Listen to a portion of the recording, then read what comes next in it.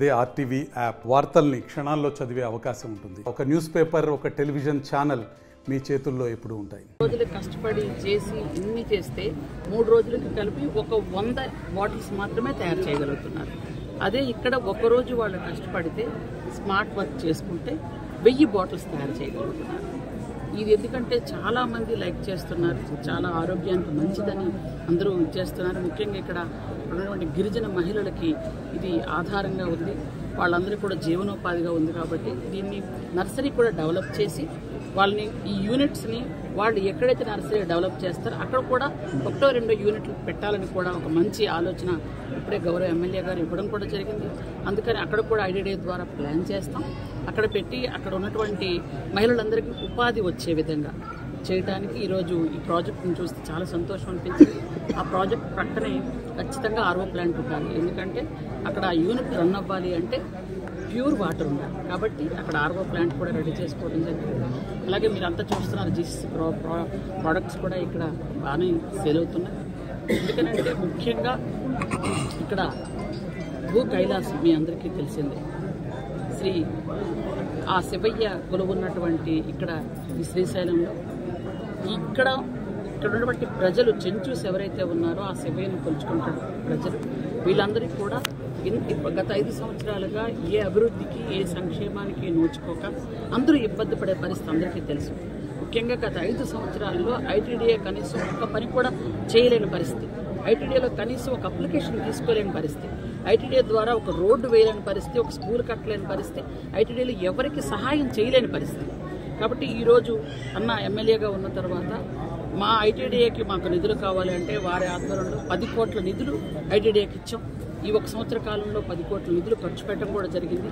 ఇంకా ఎంత కావాలి అంటే అంత మనం సెంట్రల్ గవర్నమెంట్, స్టేట్ గవర్నమెంట్ కూడా తీసుకొచ్చి ఇక్కడ ఉన్నటువంటి మన రాష్ట్రంలో ఉన్నటువంటి అన్ని ఐటీడీ ప్రాజెక్టుల్లో ఐఏఎస్ ఆఫీసర్స్ కానీ గ్రూప్ 1 ఆఫీసర్స్ కానీ వేసి అక్కడ ఉన్నటువంటి గిరిజనులందరికీ కూడా వాళ్ళకి బాగా అభివృద్ధి పదంలో నడిచే విధంగా వాళ్ళ సంక్షేమం చాలా మొదటి స్థానంలో ఉండే విధంగా చేసుకెళ్లడానికే ఈ కూటమి ప్రభుత్వం, ముఖ్యంగా చంద్రబాబు నాయుడు గారు గిరిజనుల మీద ఎంతో అభిమానంతో చేస్తున్నటువంటి కార్యక్రమాలు ఇవన్నీ.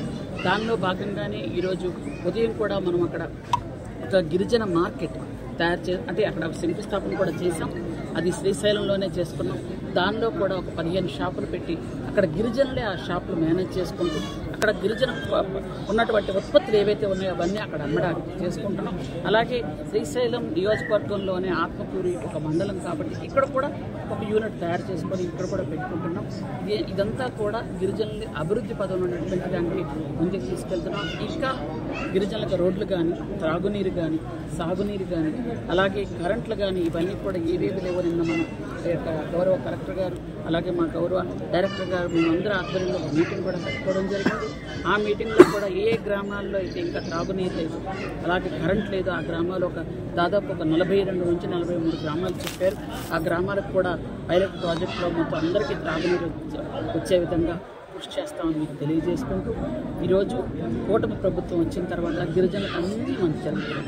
ముందుగా సూపర్ 6 పథకాలు సూపర్ హిట్ అయ్యాయి, మీకు అందరికీ తెలుసు. ఈరోజు 4000 రూపాయల పెన్షన్ కానీ, ఎందుకంటే పక్క రాష్ట్రంలో మీరు ఇటువైపు వెళ్తే మీకు పక్కన చిన్న రాష్ట్రం అనిపిస్తుంది, ఆ రాష్ట్రంలో 1000 రూపాయల పెన్షన్ వస్తుంది. ఈరోజు ఇక్కడ 4000 రూపాయల పెన్షన్. అది ఎక్కువగా గిరిజనులకు ఎంత ఉపయోగపడుతుందంటే నెల మొత్తం కష్టపడితే 5000, 6000 వచ్చే గిరిజనుడికి ఒకేసారి 4000 రూపాయల పెన్షన్ రావడం, దివ్యాంగులకు 6000 రావడం, దీర్ఘకాలిక వ్యాధులతో బాధపడిన వాళ్ళకి 10,000 రావడం, మంచానికి అంకితమైన వాళ్ళకి 15,000 రావడం అనేది చిన్న విషయం కాదు. ఏ రాష్ట్రంలో, భారతదేశంలో ఏ రాష్ట్రం లేదు, ఏ ముఖ్యమంత్రి కూడా ఎంత సాహసం చేయలేదు. అందులో గత 5 సంవత్సరాలుగా ఎంతో ఇబ్బందులు పడి విధ్వంసం చేసినటువంటి రాష్ట్రాన్ని ఈరోజు పెట్టుబడులు సంక్షేమాని కోసం పెట్టుబడులు పక్క రాష్ట్రం నుంచి తీసుకొచ్చి, పెట్టుబడులు పక్క దేశం నుంచి తీసుకొచ్చి కూడా అభివృద్ధి చేస్తున్నాం. అలాగే ప్రతి కుటుంబంలో కూడా 3 గ్యాస్ సిలిండర్ ఫ్రీ ఇస్తున్నాం. అలాగే ఎంతమంది పిల్లలు ఉంటే అంతమందికి కూడా మనకి తల్లికి వందనం కార్యక్రమం కూడా ఇస్తున్నాం. అలాగే మెగా డిఎస్సి మనం తీసుకొచ్చాం. ఆ ఎగ్జామ్స్ రాశారు అందరూ కూడా. అతి త్వరలో టీచర్స్ కూడా వస్తారు. పోలీసులు కూడా ఈ మధ్యకాలంలో 2500 మంది పోలీసులు కూడా మనం కొత్తగా తీసుకోవడం కూడా జరిగింది. ఇవన్నీ ఒకటి తర్వాత ఒకటి. అన్నిటికంటే ముఖ్యంగా ఈరోజు 15వ తేదీన ఉచిత బస్ ప్రయాణం. మహిళల కళల్లో ఆనందం మీరు చూస్తున్నారు. ఎందుకంటే ఇక్కడ కూలీ నుంచి కోటీశ్వరుడు వరకు, ప్యూన్ నుంచి హెడ్ మాస్టర్ వరకు, చిన్న ఉద్యోగుల నుంచి కలెక్టర్ వరకు ఎవరైనా మహిళ అయితే చాలు మన రాష్ట్రంలో ఉన్నటువంటి 5 కోట్ల మంది జనాభాలో హాఫ్ కంటే ఎక్కువ ఉన్నారు. అంటే 2,65,00,000 మంది మహిళలే ఉన్నారు. వాళ్ళందరూ కూడా ఉచిత బస్ ప్రయాణం ఎంత ఎంజాయ్ చేస్తున్నారో మీరు చూస్తే తెలుస్తుంది. ఎందుకంటే వ్యాపారాలు చేసుకున్న వాళ్ళు, ఉద్యోగాలు చేసిన వాళ్ళు, వ్యవసాయానికి వెళ్ళేవాళ్ళు, పనుల మీద వెళ్ళేవాళ్ళు, కూలి పనులకు వెళ్ళేవాళ్ళు, చదువుకునేవాళ్ళు, ప్రతి ఒక్కరికి కూడా ఈ ఉచిత బస్ ప్రయాణం వల్ల 2 నుంచి 3 వేల రూపాయలు మిగులుతుంది.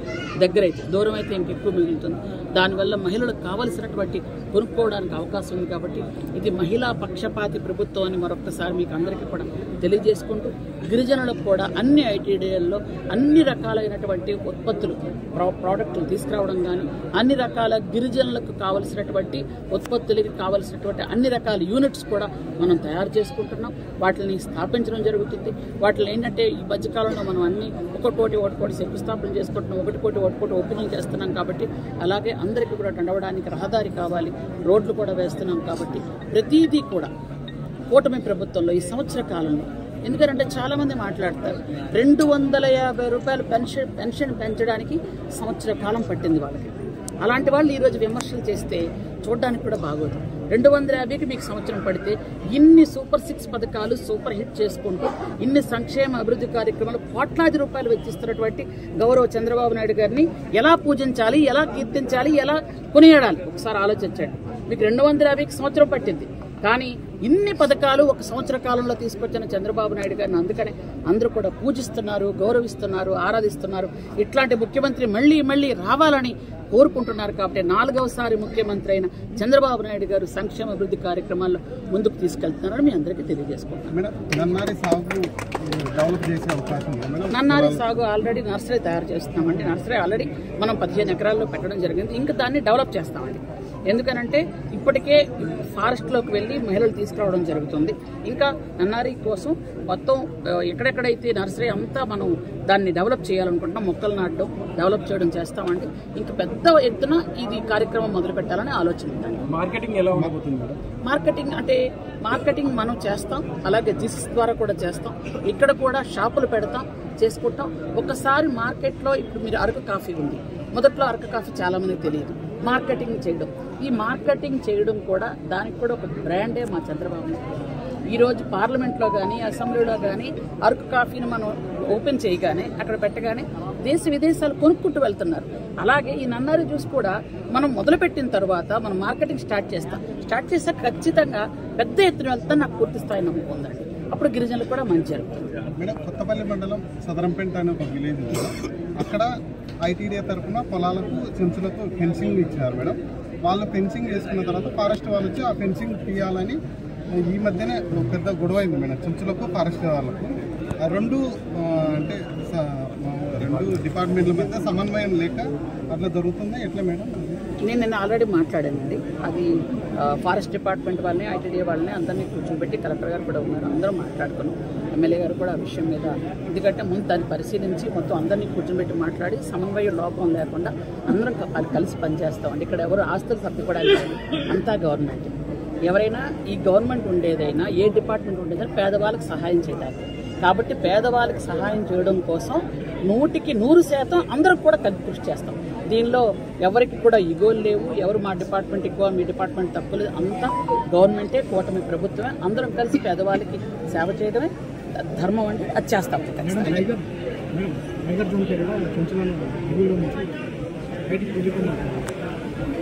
లేదండి, అది పూర్తిగా వెళ్ళిపోమన్నాం కాదు. టైగర్ జోన్ ఎక్కడైతే ఉందో అక్కడ జాగ్రత్త పడమంటున్నారు.